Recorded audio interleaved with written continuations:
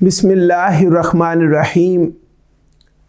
الحمدللہ رب العالمین والصلاة والسلام علی نبی الامین قال اللہ تبارک و تعالی فی کلامہ المجید اعوذ باللہ من الشیطان الرجیم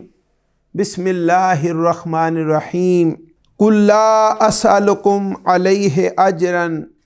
الا المودۃ فی القربى صدق اللہ العظیم وبلغنا رسولہ نبی الکریم۔ برادران اسلام، خواتین و حضرات، میرے اور آپ کے پیارے آقا نبی آخر الزماں مکین گنبد خضرا حضرت محمد مصطفیٰ صلی اللہ علیہ وآلہ وسلم کے پیارے غلاموں، اللہ رب العزت کا لاکھ لاکھ شکر ہے کہ اس نے ہمیں فہم قرآن کے اس مبارک سلسلہ اور کورس میں جمع ہونے کی توفیق عطا فرمائی۔ آج میں یہ میرا تیسرا لیکچر ہے اور آج کا موضوع ہے قرآن مجید اور محبت اہل بیت، کہ اللہ رب العزت نے قرآن مجید میں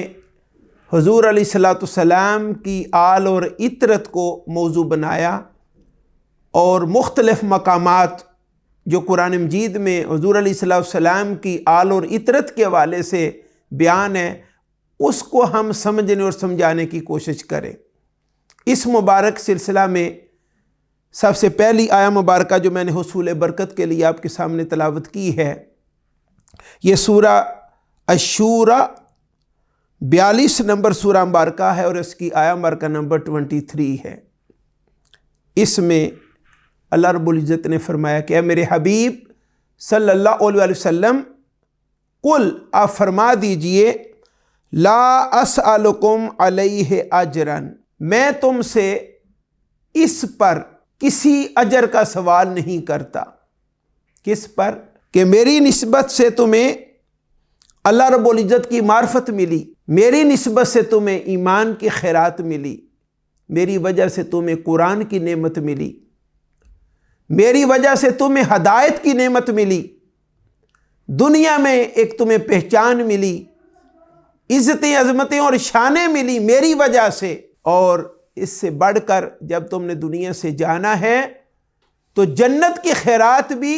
میری وجہ سے تمہیں عطا ہونی۔ تو فرمایا کہ اس حق کے پیغام کو پہنچانے کے لیے اور ایمان کے اس نعمت کو پہنچانے کے لیے جتنی مشکلات، جتنی پریشانیاں، جتنی سٹرگل مجھے کرنی پڑی، تو فرمایا کہ میں تم سے اس پر کسی قسم کا کوئی اجر نہیں مانگتا۔ لیکن آگے اللہ کے اس استثناء کے ساتھ اِلَّا الْمَوَدَّةَ فِي الْقُرْبَى، لیکن یہ ساری کوشش اور کاوش اور سٹرگل پر صرف ایک چیز کا سوال ہے کہ میری آل اور عطرت اور قرابت کی نسبت میں محبت کا، معدت کا، عقیدت کا، انس اور پیار کا اظہار کرنا۔ یہ سورہ الشورى کی آیہ مبارکہ ہے۔ تو گویا یہ اللہ تعالیٰ کا کلام ہے، لیکن اللہ رب العزت نے فرمایا میرے حبیب صلی اللہ علیہ وسلم قیامت تک کے لیے میرے قرآن کے ذریعے،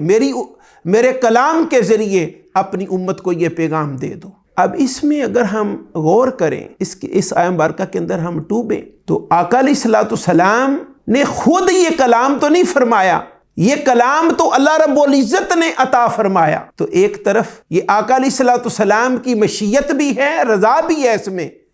کہ حضور علیہ السلام کی آل اور عطرت کی نسبت میں محبت کا اظہار کیا جائے، پیار کا اظہار کیا جائے، عقیدت کا اظہار کیا جائے، اور اس کے ساتھ ساتھ یہ رب ذوالجلال، رب کائنات کی بھی یہ خواہش اور طلب ہے کہ اس کے پیارے محبوب حضرت محمد مصطفیٰ صلی اللہ علیہ وسلم کی آل اور عطرت کی نسبت میں آپ کی امت اہل ایمان محبت کا اور مودت کا اظہار کرے۔ تو گویا یہ دنیا میں ایک ایسی نسبت ہے، ایک ایسی جہت ہے، یعنی آقا علیہ السلام کی آل اور عطرت، ان کے ساتھ معدت کا،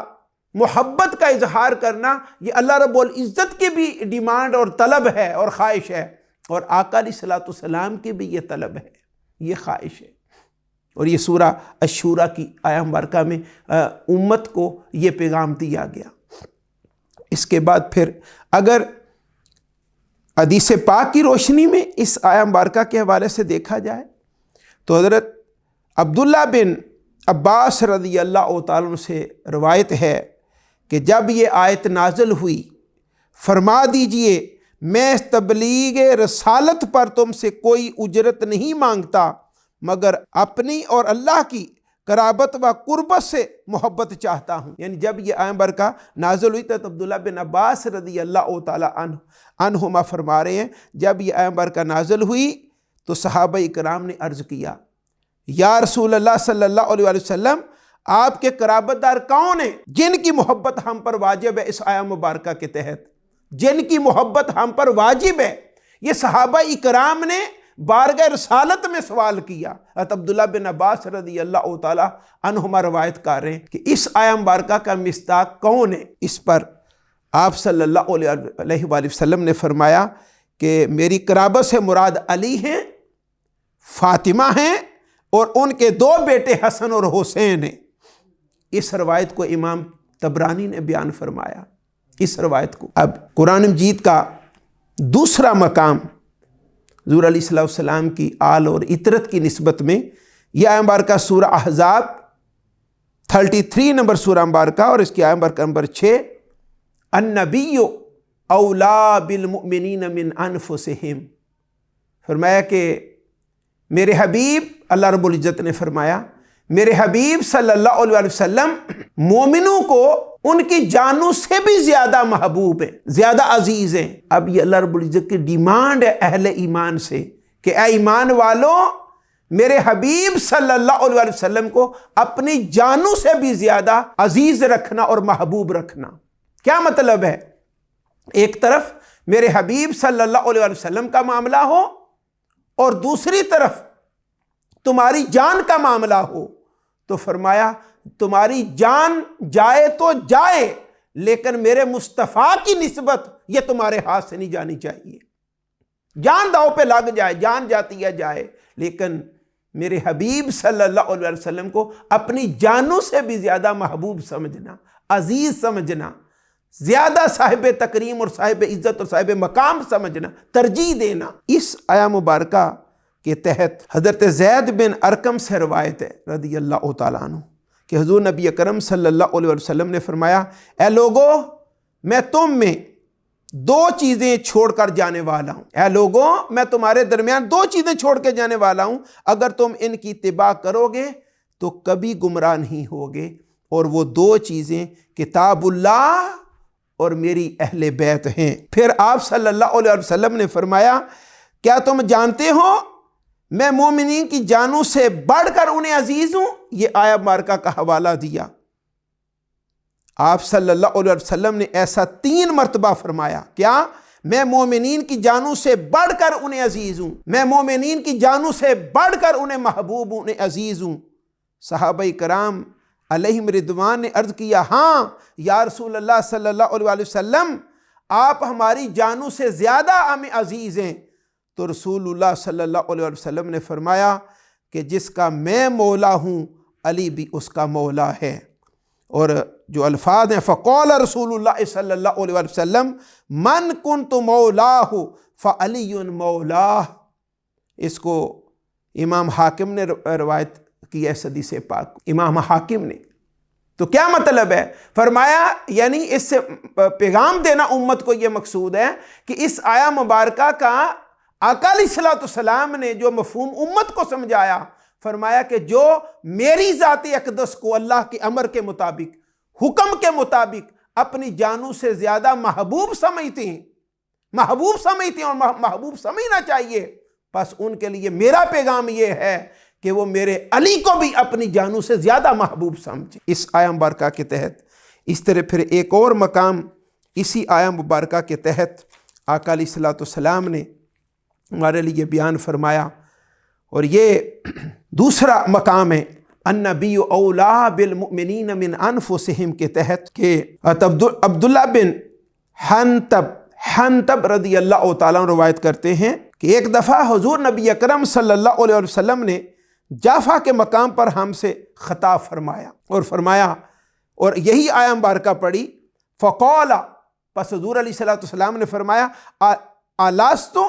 औला बिअनफुसिकुम,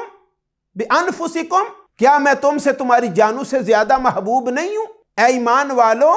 ऐस मेरे सहाबा, क्या मैं तुम्हारी जानों से ज्यादा तुम्हें महबूब नहीं हूं? क्वेश्चन मार्क में कुरान मजीद की आया मुबारका को अपने सहाबा इकराम के सामने रखा। अन्नबी औला बिल मुमिनीन मिन अनफुसिहिम, सूरह अल अहज़ाब 33 नंबर सूरह मुबारका और आया मुबारका नंबर 6 को रखा।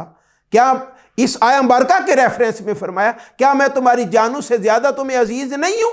सवालिया निशान में आका अलैहिस्सलाम ने फरमाया कौलू, तो आगे जितने सहाबा इकराम खुश नसीब आगे तशरीफ फरमा थे, उन्होंने अर्ज की बला या रसूल अल्लाह, ए अल्लाह के प्यारे रसूल सल्लल्लाहु अलैहि वसल्लम, बिल्कुल, क्यों नहीं, आप हमारी जानों से भी ज्यादा महबूब हैं। तो इस पर फिर आका अलैहिस्सलाम ने फरमाया, आपने फरमाया बस मैं तुमसे दो चीज़ों के बारे में सवाल करने वाला हूँ, मैं तुमसे दो चीज़ों के बारे में सवाल करने वाला हूँ, एक कुरान और दूसरा फरमाया अपनी इतरत अहले बैत के बारे में। इतनी बात फरमा के फरमाया आगाह हो जाओ कि कुरैश पर पेश कदमी न करो, कुरैश से आगे ना बढ़ो कि तुम गुमराह हो जाओ, और ना उन्हें सिखाओ, सिखाने की उन्हें कोशिश ना करो कि वो तुमसे ज़्यादा जानने वाले हैं, कि उनमें से हर एक को अपने अलावा दो बंदों के बराबर इल्म अता किया गया है। दो बंदों के बराबर आम, यानी उनका एक बंदा अहले कुरैश में से इतना इल्म रखता है कि उसके मुकाबले में दो बंदे आए तो तब उनका इल्म बराबर होता। लिहाजा उनको सिखलाने या समझाने की कोशिश ना करो, और अगर कुरैश फ़ख्र ना करते तो मैं ज़रूर इन्हें अल्लाह ताला के यहाँ उनके मकाम और मर्तबा के बारे में बताता कि कुरैश के बेहतरीन लोग तमाम लोगों से बेहतरीन हैं, यानी तमाम लोगों से बेहतरीन कुरैश के लोग हैं, चूँकि आका अलैहिस्सलाम का ताल्लुक़ कबीला कुरैश के साथ था। और इसमें फरमाया, यानी उसी आया मुबारका को 3 बार रिवाइज किया पीछे, और इसमें भी सवालिया निशान में फरमाया कि क्या मैं तुम्हारी जानों से ज्यादा महबूब नहीं हूं? इतनी बात करके तो फिर अपने कबीला कुरैश की बात की, यानी पैगाम देना यह मकसूद था। फरमाया कि जहां कहीं तुम्हें कुरैशी नजर आए तो मेरी निस्बत से जो अल्लाह रब्बुल इज्जत ने तुम्हारे ऊपर जिम्मेदारी डाली है, जो तुम्हारे ऊपर फर्ज की है चीज़ कि मेरे हबीब सल्लल्लाहु अलैहि वसल्लम को अपनी जानों से ज़्यादा तुमने महबूब समझना। अन्नबी औला बिल मुमिनीना मिन अनफुसिहिम, तो इतनी बात करके फरमाया मेरा कबीला कुरैश, ए मेरे गुलामों, उस अल्लाह रब्बुल इज्जत की जिम्मेदारी का जो तुम्हारे कंधों पर है, उसका हक है कि मेरी निस्बत से मेरे कबीला कुरैश को भी तुम इज्जत दो, उन्हें रिस्पेक्ट दो, और किसी मामले में भी उनको दूसरे दर्जे पे ना रखो। ये कुरान जी का दूसरा मकाम था। अल्लाह रब्बुल इज्जत ने जो पैगाम दिया और आका अलैहिस्सलाम ने उस पैगाम को हमें समझाया। इसके बाद फिर तीसरा पैगाम, तीसरा मकाम है कुरान मजीद का, और ये बड़ी मशहूर आया मुबारका है, आयत मुबाल्ला। और ये हम सबको पता है कि नजरान के ईसाइयों का एक वफ़द मदीना पाक आया था, रसूल सल्लल्लाहु अलैहि वसल्लम के साथ मुकालमा किया इन्होंने, और बाद में जब आका सल्लल्लाहु अलैहि वसल्लम ने दलाइल दिए और वो बात नहीं उन्होंने कबूल की, तो फिर मुबाहला पर बात आई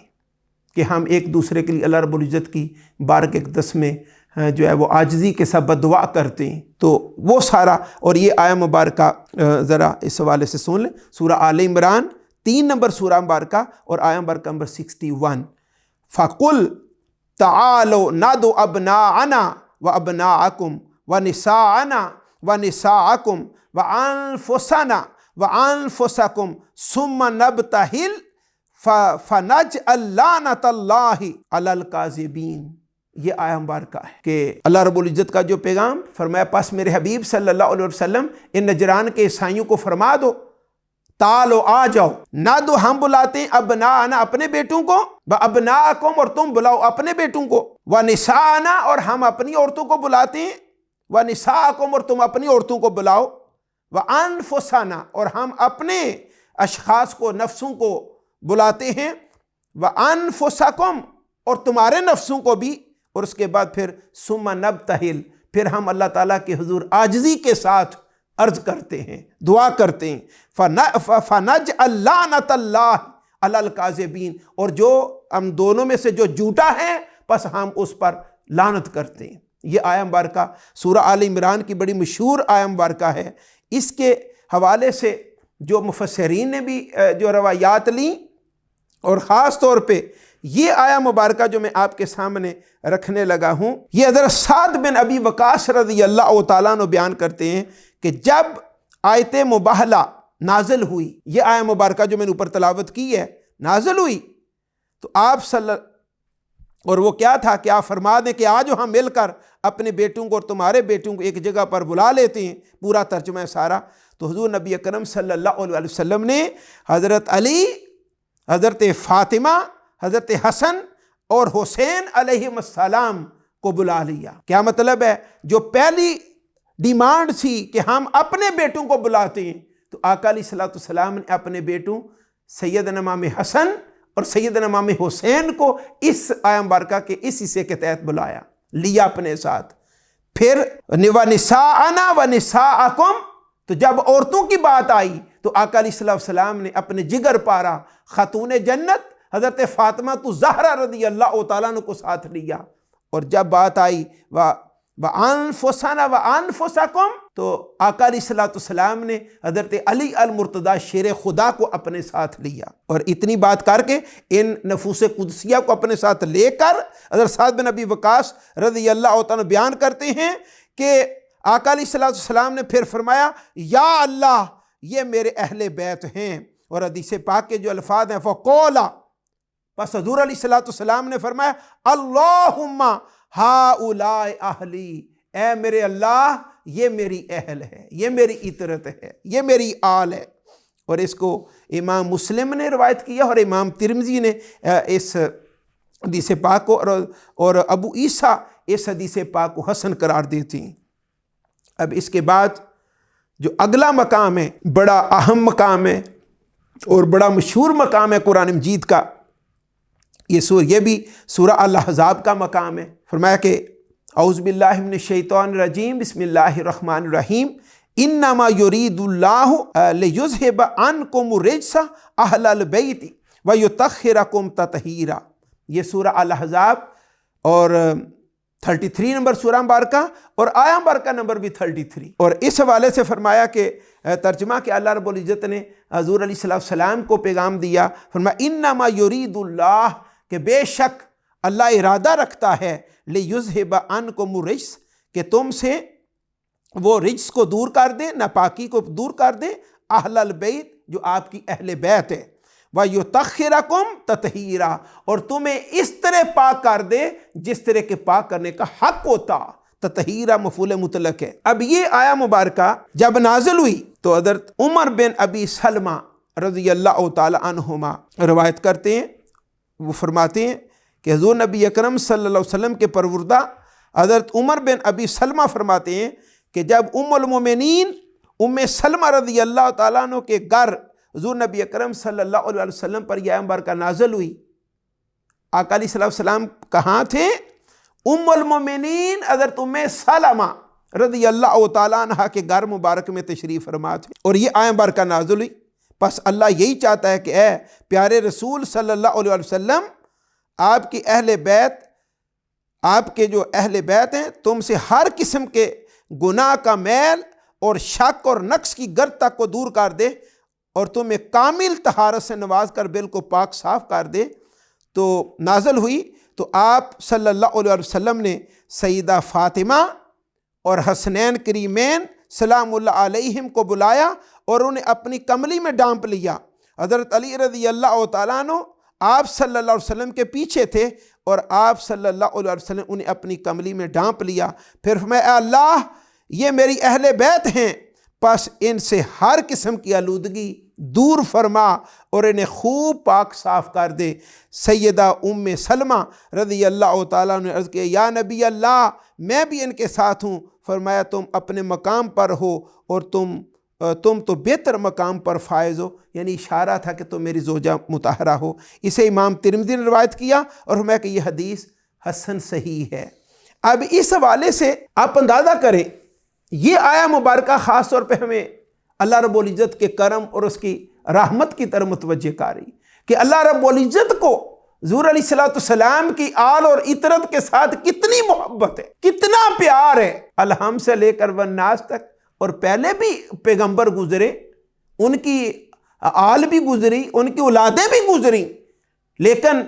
اللہ رب العزت اپنے حبیب صلی اللہ علیہ وسلم کی آل اور اطرت کی نسبت میں قیامت تک کے لیے اس امت کو کیا پیغام دیا؟ کیا پیغام دیا؟ فرمایا کہ میں نے اپنے پیارے حبیب صلی اللہ علیہ وسلم کی آل اور اطرت سے ہر قسم کی ناپاکی کو، ہر قسم کی کسی شک کو اور کسی حوالے سے مقدر ہونا، فرمایا میں نے اپنے حبیب صلی اللہ علیہ وسلم کی آل اور اطرت کو پاک کر دیا۔ اور آقا علیہ السلام نے مینشن فرمایا کہ میری آل اور اطرت میں یہ ہستیاں ہیں، ان میں جگر پارہ رسول حضرت فاطمہ زہرا رضی اللہ تعالیٰ عنہ کی ذات اقدس ہے، اور ساتھ جو ہے وہ حسنین کریمین ہے، اور ان کے ساتھ حضرت علی المرتضیٰ شیر خدا رضی اللہ تعالیٰ عنہ ہے۔ تو آقا علیہ السلام نے ایک یہ روایت اسی آیہ مبارکہ کے تحت آئی، ایک اور روایت بھی اسی کے آیہ مبارکہ کے تحت ہے، اور وہ حضرت عائشہ صدیقہ رضی اللہ تعالیٰ عنہ بیان کرتی۔ ام المومنین حضرت عائشہ صدیقہ رضی اللہ تعالیٰ عنہ اسی آیہ مبارکہ کے تحت بیان فرما رہی ہیں کہ حضور نبی اکرم صلی اللہ علیہ وسلم صبح کے وقت ایک اونی منقش چادر اوڑے ہوئے باہر تشریف لائے، تو آپ صلی اللہ علیہ وسلم کے پاس حضرت حسن بن علی رضی اللہ تعالیٰ عنہ آئے، تو آپ صلی اللہ علیہ وسلم نے انہیں اس چادر میں داخل کر لیا۔ پھر حضرت حسین رضی اللہ تعالیٰ عنہ آئے اور وہ بھی ان کے ہمراہ اس چادر میں داخل ہو گئے۔ پھر سیدہ کائنات سیدہ فاطمہ زہرا سلام اللہ علیہا تشریف لائیں، اور آپ صلی اللہ علیہ وسلم انہیں بھی اس چادر میں داخل کر لیا۔ پھر حضرت علی رضی اللہ تعالیٰ عنہ تشریف لائے، کرم اللہ وجہہ آئے، تو آپ صلی اللہ علیہ وسلم نے انہیں بھی اس چادر میں داخل فرما لیا۔ اب یہ سب ہستیوں کو جمع کر کے تو ام المومنین فرما رہی ہیں، پھر آپ نے یہ آیہ مبارکہ پڑھی، یعنی اوپر جو آیہ مبارکہ ہم انما یرید اللہ لیذھب عنکم الرجس اہل البیت ویطہرکم تطہیرا۔ یہ آیہ مبارکہ آقا علیہ السلام نے تلاوت فرمائی، یعنی ان نفوس قدسیہ کو اپنی چادر مبارک میں لے کر پھر آیہ مبارکہ یہ اللہ رب العزت کا کلام یہ تلاوت فرمایا، اور یہ آیہ مبارکہ تلاوت کر کے تو آقا علیہ السلام نے یا پس تلاوت فرمائی، پس اللہ یہی چاہتا ہے کہ اے رسول پاک صلی اللہ علیہ وسلم، آپ کے اہل بیت تم سے ہر قسم کے گناہ کا میل اور شک اور نقص کی گر تک کو دور کر دے، اور تمہیں کامل تطہیر سے نواز کر بالکل پاک صاف کر دے۔ اس روایت کو امام مسلم نے بیان کیا، حاکم نے بھی، اور امام ابن ابی شیبہ نے بھی اس حدیث پاک کو روایت کیا۔ اب یہ چند حدیث مقصہ، چند آیات بینات کا مضمون میں نے آپ کے سامنے رکھا قرآن مجید کی روشنی میں، کہ اللہ رب العزت نے اپنے پیارے حبیب صلی اللہ علیہ وسلم کی آل اور اطرت کی نسبت میں کس طرح کا کلام اپنے قرآن میں اتارا، اور جو بات قیامت تک کے لیے اس امت کو حضور علیہ السلام کی آل اور اطرت کی نسبت میں سمجھائی، وہ کیا ہے کہ تم نے ہمیشہ میرے حبیب صلی اللہ علیہ وسلم کی نسبت کا حیا کرنا، اور آپ کی نسبت کی وجہ سے آپ کی آل اور اطرت کی نسبت میں اپنی محبت اور عقیدت کا اظہار کرنا۔ اس حوالے سے ایک سند بیان کی جاتی ہے، محدثین اپنی کتابوں میں یہ سند بیان کرتے ہیں کہ اہل بیت اطہار کی سند، یعنی سند مراد ہے کہ حضور علیہ السلام سے جو قول اقدس آپ کی آل اور اطرت کے ذریعے امت کو نصیب ہوا، وہ ایک بڑی مشہور سند ہے، اور اس کو امام ابن ماجہ نے بھی روایت کیا ہے، اور طبرانی بھی، اور بہقی نے بھی اس حدیث پاک کو لیا کہ وہ سند جس میں یہ حضور کی آل اور اطرت کے اسماء گرامی آ جائیں، اگر کوئی اس کو پڑھے اس کی برکت کیا نصیب ہوتی ہے۔ اس حوالے سے میں اینڈ پہ سند پڑھوں گا، لیکن روایت میں بیان کرتا ہوں۔ امام عبدالسلام بن ابی صالح ابو سلط ہروی امام علی بن موسیٰ رضا سے، وہ اپنے والد امام موسیٰ رضا سے، وہ امام جعفر بن محمد سے، وہ اپنے والد امام محمد سے، وہ امام علی بن حسین سے، وہ اپنے والد امام حسین علیہ السلام سے، وہ علی بن ابی طالب سے روایت کرتے ہیں، اور انہیں بیان کیا کہ حضور نبی اکرم صلی اللہ علیہ وسلم نے فرمایا ایمان دل سے پہچاننے، زبان سے اقرار کرنے اور ارکان اسلام پر عمل کرنے کا نام ہے۔ امام ابن ماجہ کے شیخ امام ابو سلط ہاروی فرماتے ہیں کہ اگر اس حدیث مبارک کی یہ سند عن علی ابن موسیٰ الرضا عن ابیہ عن جعفر ابن محمد عن ابیہ عن علی ابن الحسین عن ابیہ عن علی ابن ابی طالب رضی اللہ تعالیٰ عنہ پڑھ کر کسی پاگل پر بھی دم کیا جائے، جو مجنوں ہو، عقل جس کی سٹھیا گئی ہو، جو پاگل ہو گیا ہو، مجنوں ہو گیا ہو، اگر یہ سند اس پاگل پر بھی پڑھ دی جائے تو اللہ رب العزت ضرور بھی ضرور اس کو شفا عطا فرما دے گا اور اس کو شفا نصیب ہو جائے گی۔ آپ اندازہ کریں کہ حضور علیہ السلام کی آل اور عطرت کہ اسماء پاک میں اتنی برکت ہے کہ اگر ترتیب سے یہ پورے اسماء پڑھ کر کسی دیوانے اور پاگل کو بھی دم کیا جائے تو اس کا بھی پاگل پن اور دیوانگی اس کی چلی جائے گی اور اس کو شفا مل جائے گی۔ یہ تو میں نے یہ روایت بیان کی کہ اس کی سند اگر پڑھ دی جائے تو پاگل شفا پا جاتا۔ اسی طرح ایک بڑی مشہور حدیث پاک ہے، بڑا مشہور واقعہ ہے، بڑا ایمان افروز واقعہ کہ آقا علیہ السلام کی نسبت میں آپ کی آل اور عطرت کی خدمت اور نوکری کیا نتیجہ مرتب کرتی ہے۔ متعدد کثرت سے آیات بھی حدیث مقدسہ موجود ہیں کہ آپ کی آل اور عطرت کی نسبت میں آقا علیہ السلام نے اپنی شفاعت کا اعلان فرمایا، جنت میں اپنے ساتھ داخلے کا اعلان فرمایا، اور حضور کی آل اور عطرت کی محبت، جگر پارے رسول کی محبت، حسنین کریمین کی محبت، حضرت علی المرتضیٰ شیر خدا کی محبت دنیا میں بھی عزت عظمت اور شان عطا کرتی ہے، مرنے کے بعد بھی حضور علیہ السلام کی نوازشات اور قربتوں کا بہت بڑا سامان، اور قیامت کے دن حضور علیہ السلام کی شفاعت، حوض کوثر پہ جمع ہونا۔ آقا علیہ السلام نے فرمایا جو میری آل اور عطرت سے محبت رکھے گا، فرمایا کہ یہ تعلق انہیں میرے ساتھ حوض کوثر پہ لے آئے گا، میرے ساتھ مجھے جنت میں یہ تعلق اس کو لے جائے گا، میری آل اور عطرت کی محبت۔ لیکن جیسے بعض بد نصیب آج بھی باتیں کرنے والے موجود ہیں، آقا علیہ السلام کے زمانے اقدس میں بھی حضور علیہ السلام کی آل اور عطرت کی نسبت میں باتیں کرنے والے موجود تھے۔ اور یہ بڑا ایمان افروز واقعہ حضرت جابر بن عبداللہ رضی اللہ تعالیٰ عنہ بیان کرتے ہیں کہ آل رسول صلی اللہ علیہ وسلم کی خادمہ تھیں جن کا نام بریرہ تھا، اور وہ ہر وقت حضور علیہ السلام کی آل اور عطرت کی خدمت میں جا لاتی تھیں۔ پس انہیں ایک آدمی ملا اور کہا ہے بریرہ اپنی چوٹی کو ڈانپ کر رکھا کرو، بے شک محمد صلی اللہ علیہ وسلم تمہیں اللہ تعالیٰ کی طرف سے کچھ فائدہ نہیں پہنچا سکتے۔ آپ اندازہ کریں یہ کتنی بڑی بات ہے۔ ایک طرف اس نے پاکیزگی اور طہارت کی بات کی، ایک بڑی اچھی بات کی کہ بریرہ اپنی چوٹی اپنا سر ڈانپ کے رکھا کرو، اس کا مطلب ہے کوئی بڑا دیندار آدمی تھا، بڑا اپنے آپ کو صاحب تقوی شو کرنے والا آدمی تھا، بڑا عبادت گزار۔ یعنی دیکھیں نا کہ جو نصیحت کار ہے بریرہ، اپنے سر پہ چادر رکھا کرو، اپنے سر کو ننگا نہ کیا کرو، لیکن ساتھ اس نے کیا شامل کیا کہ نبی اکرم حضرت محمد مصطفیٰ صلی اللہ علیہ وسلم کی نوکری یہ تمہیں کوئی فائدہ نہیں دے گی۔ راوی بیان کرتے ہیں اس خادمہ نے حضور نبی اکرم صلی اللہ علیہ وسلم کے اس واقعہ کی خبر دے دی، یا رسول اللہ صلی اللہ علیہ وسلم،